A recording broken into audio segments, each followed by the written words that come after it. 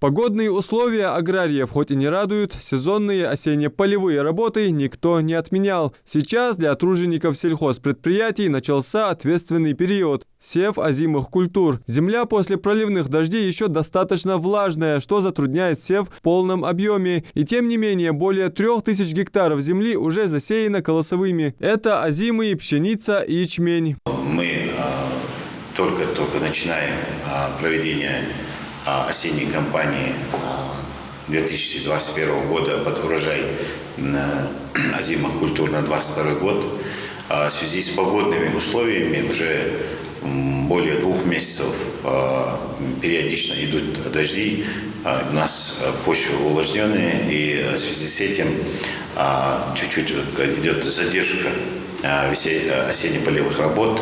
В этом году общий клин под озимый составляет чуть более 27 600 гектаров. Из них около 13 тысяч отвели под пшеницу и более 10 тысяч займет ячмень. Также под урожай будущего года решили увеличить посевную площадь озимого рапса. Для получения лучшего результата сегодня задача аграриев выполнить намеченный план работ в оптимальные агротехнические сроки и без значительных потерь. Проведением осенней кампании посевной наличие у нас полностью 100% хватает нам рабочей силы, у нас нет проблем по рабочей силе.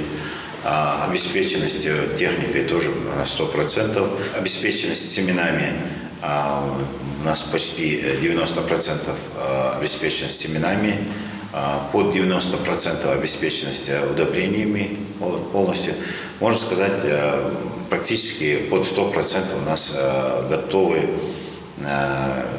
все те ресурсы для того, чтобы мы провели успешно в агротехнические сроки осенне-полевые работы.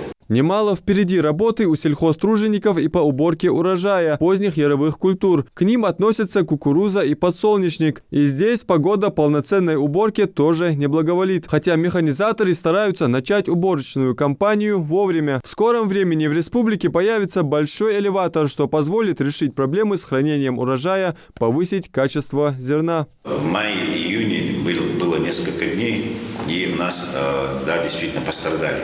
Но мы, тем не менее, собрали более 76 тысяч тонн озимых культур по поручению главы республики для того, чтобы мы могли сушить и хранить зерновую продукцию. Вот, запланировано строительство элеватора, современного большого элеватора на территории Назрановского района. Уже мы земельный участок выделили под этот элеватор. Что касается прошлогоднего урожая озимых культур, то его объемы составили более 76 тысяч тонн. В условиях сильной засухи работники агропредприятий постарались предпринять все меры для минимизации возможных потерь. Сегодня сельхозпредприятия располагают всем необходимым для ведения осенне-полевых работ. А это 100% обеспеченность семенами, удобрениями и техникой, что просто обязывает их настроиться на высокий результат. Адам Мережков, Новости 24.